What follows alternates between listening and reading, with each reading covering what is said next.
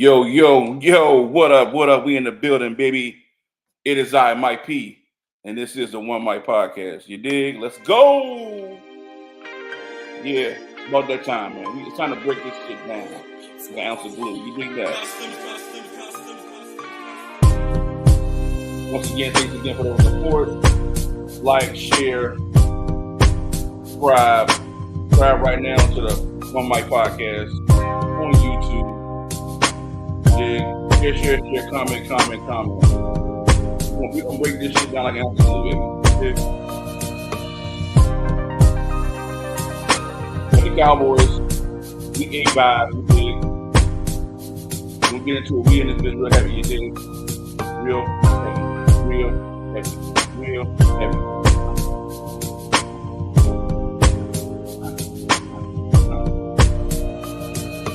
The Better Today segment. That's what we follow that segment. We got some issues to get into. We'll talk to the Cowboys.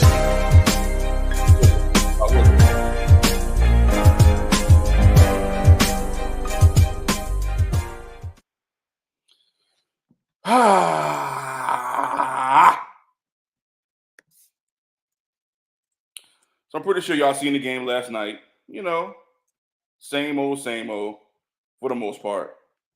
I just feel like that we came off the bye week, you know, played better, but it's still boycott the Cowboys because Jerry Jones refuses to admit the ineptitude shit that he puts on the field.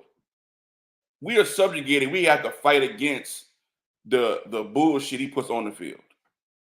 The stupid remarks that he gives throughout the week.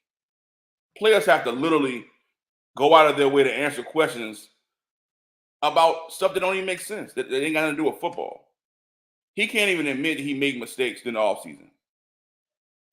I like the fact that Mike Zimmer came out with that six-man line. It definitely changed the trajectory of us trying to stop the run. We sold out to it. I just feel like I wish he would have mixed it up more. He got out. He was dropping more. A couple times, they rushed in. Brock Purdy, he did his thing. But I like the fact that defense at least made some adjustments. McCarthy, they ran the football. Zeke looked decent. That's the type of, we have to do that more often. I still feel like we passed too much. On the drive that we scored touchdowns, we ran the football. That's the bottom line. You have to have a combination of running. Sometimes it's about the attempts. It's like we can't run outside. Like we have to do more zone blocking. We have to do we have an athletic line. So when you're just lining up and you have Terrence Steele going against Bosa, it's not gonna work. Terrence Steele is trash. He's getting paid so much money, bro. He shouldn't even be getting paid. None. I would have cut his ass, and I would have put a youngster out there. Both of our tackles struggle. Guyton, this is shit the Cowboys do. This is what Jerry Jones does. Guyton is a tackle. He played tackle his whole college career. Excuse me, I'm sorry. He's a guard. He played right guard his whole career. We drafted him and put him at left tackle. Now, what sense does that make? You have Tyler Smith, who's a tackle, playing guard. Now, please tell me, what sense does that make? What other team does these type of things? What other team? Let me know. I don't know. Let me know who is going to get a guy, draft him, bring him in, have him start in day one, and then you put him out of position and wonder why he's struggling. He's a guard. They did the same thing with Lydell Collins. He's a fucking guard. Why would you put a guard at a tackle position? It makes no sense to me. They want to make guys to be something that they're not. They want to try to make CeeDee Lamb a number one receiver. He's not a number one receiver. He's a great number two. I've been screaming into the mountaintops. Finally, Troy Aikman came out and said something about it. He runs shitty-ass routes, lazy-ass routes. He gets punked often against teams that are more physical with him. I've been saying this for the longest. Niggas called me a hater. Niggas said, you're not giving CeeDee Lamb enough credit. Bruh, he is average. He has high volume. Dak looks for him almost every play. Every team knows this. Dak played like pure shit. We're going to put the force down and continue to put the force down until he plays better. The first interception wasn't on him. He was hit by, again, Bosa because Terrence Steele can't guard anybody. If you know that, why wouldn't you chip on his side? When I played football, we knew a tackle was struggling. We would chip him with a tight end or put another tight end on his side. But we're so damn pass happy, we got to put somebody out there as a tight end to go out for a pattern. It makes no sense to me. Again, the things that we do are ass backwards, man. I just don't get it. The defense played well enough to win that game. But again, it's all about we don't have enough talent. You got George Kittle and Debo. That's the difference between our team and the 49ers. Brock Purdy played decent. He had 50-some yards rushing. Zeke had 56 yards rushing. Him and Zeke had the same amount of yards rushing. I said it before, Cupson again. I said, yeah, they got Brock Purdy. We don't. Simple as that. Dak can't run. Dak runs like the 10-man. He got 2 wooden legs. All that athletic. When Dak first came into the NFL, even in college, Mississippi State, he was a running quarterback. But now we look at him. He's a good quarterback, but he's not a great thrower of the football. He's a placement guy. He doesn't spin it well. But that's not the reason why I feel like he's my favorite quarterback. I like all the intangibles that he brings to the table as a leader and somebody that's a warrior. You did? But he's regressing right before our very eyes because he's not throwing to the open guy. He's trying to force the ball to CeeDee Lamb. That's not offense because he's having to force it to a guy because he doesn't trust anybody else on the field. Other guys are not getting separation, not getting open. Dak is not going to throw it to a guy who's not open. Same with Jordan Love. A lot of quarterbacks are like that. They're not going to throw the ball. They don't have anticipation. That's one thing that Brock Purdy does have, anticipation. So you see that on display. Guys getting out there, break the ball already there. Woo!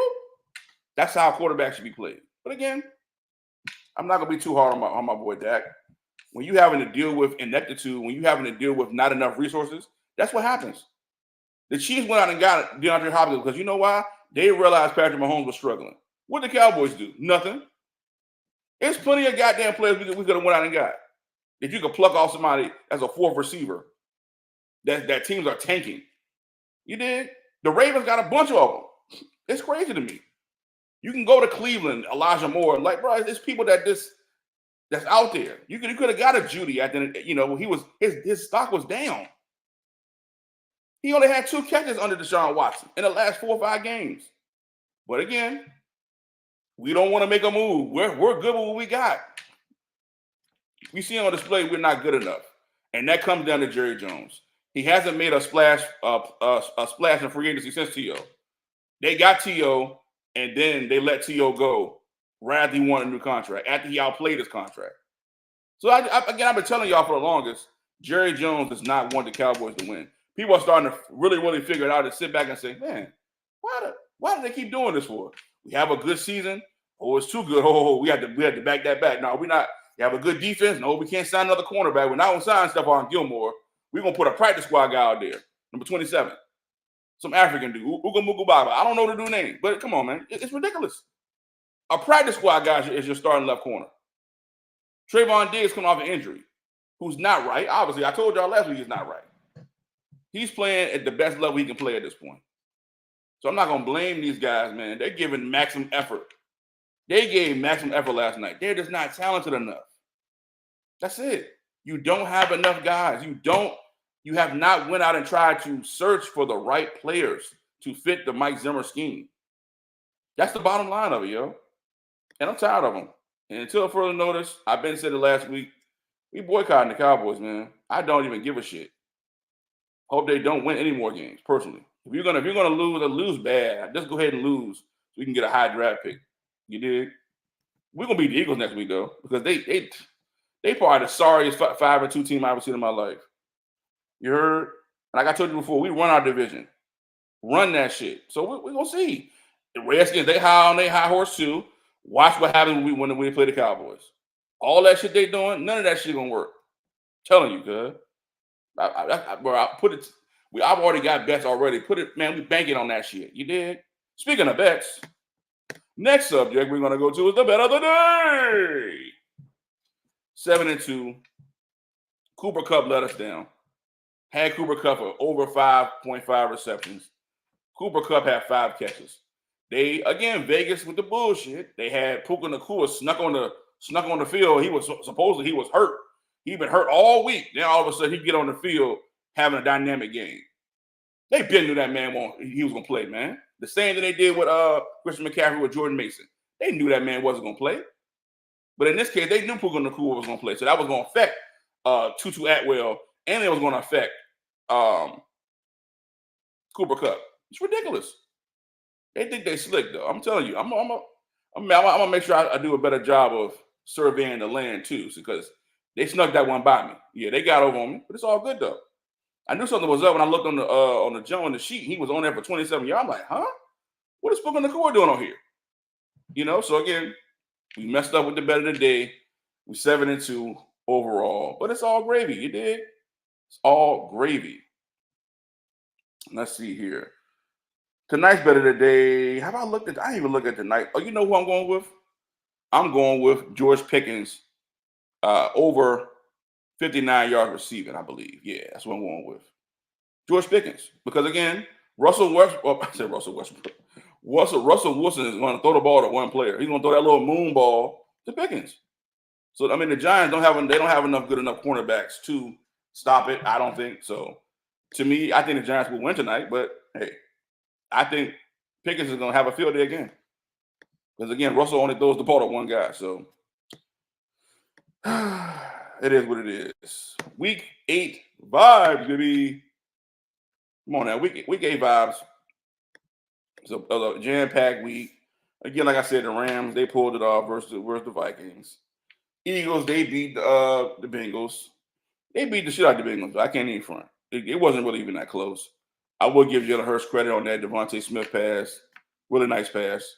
A lot of times, bro, y'all be confusing me as talking shit, bro. We division rivals, bro. It's up. I'm not never going to give you niggas no credit like that. Come on, man. You got to understand what it is. It's a rivalry. Y'all talk shit about the Cowboys every day. So when I talk shit about y'all, don't get upset. I'm not about to say anything nice about y'all, but I will give credit where credit is due. Cleveland with the shocker. Let's break this down. Come on now. Let's break this down for real. Cleveland, Baltimore went into Cleveland. Shout out to Jameis Winston for a heck of a game. I should have took it over on the yard. I didn't know they would come out throwing as much as they did. But yeah, he had a hell of a game, man. I think he's a prime example of when a guy who's been talented, he got the LASIK surgery now. He's playing at a high level. Cleveland beat Baltimore 29-24. James Wilson was 27 of 41, 34 yards, 3 touchdowns, no interceptions, 30 for 30, no pickies. You dig? Nick Chubb's back, 16 carries, 52 yards, solid game. Foreman, 5 carries, 26 yards. So yeah, I mean, I think Baltimore, they didn't get the ball to Derrick Henry enough. They abandoned the run again. Last time it didn't bite them in the ass, but this time it bit them in the ass. They have to stick with the run. Giving Derrick Henry 11 carries is egregious.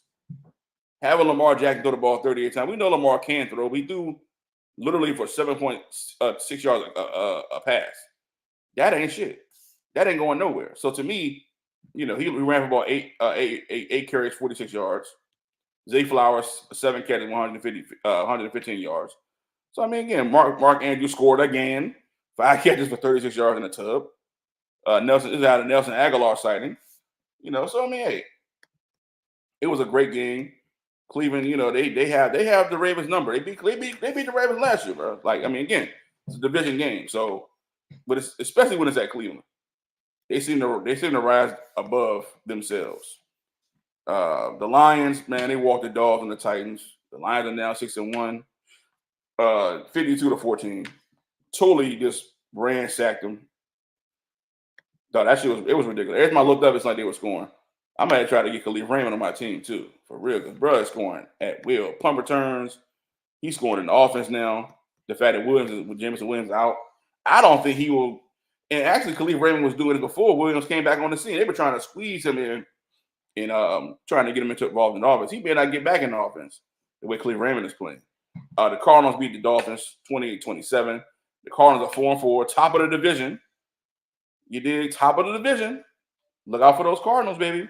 You dig? I feel like they're, on the precipice. 2 weeks in a row, 2-game winning field goals. You got the Patriots and the Jets. The Patriots squeezed it out. The Jets, I've lost 5 in a row. Can we please stop talking about the fucking Jets? The Jets are trash. They fired Robert Saleh for no reason.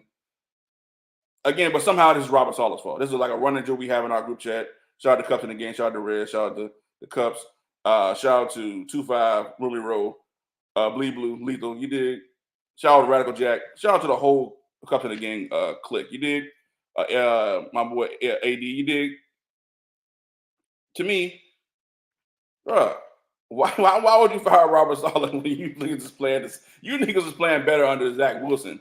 Him at the helm, they're playing against for Aaron Rodgers, bro. Aaron Rodgers is a shell of himself. The offense can't move. But shout out to the Patriots. Shout out to the Cups and your Patriots. They balled out. I jumped off the bandwagon and they get a win. So maybe it was me. Maybe I'm the bad juju. I don't know. Falcons beat the Bucks. Man, Baker Mayfield. I don't know what the fuck Baker was doing. It just seems like without the two main guys, he goes back to being a pumpkin. I mean, him and Cade Otton have a good kind of coordination, but I feel like the rest of the receivers, they just wasn't doing anything, man. Like, I think they got to run the football more. Baker he threw the ball 50 times, bro. That's not Baker Mayfield football, man. He's not a 50 time thrower. Like, come on, man. He had 2 bad interceptions. I mean, egregious interceptions. Kirk Cousins was 23-29, 4 touchdowns, 267 yards. I mean, they did their thing. They're 5-3. They staying steady. They're gonna be there. As long as Kirk keep distributing the football and not turning it over. I don't know how these receivers are getting open with Cloud and Mooney and shit, but hey, Pittman is doing his thing. We had Kyle Pitts sighting. So again, they're on the up and up. Packers beat the Jaguars 30-27. Easy win.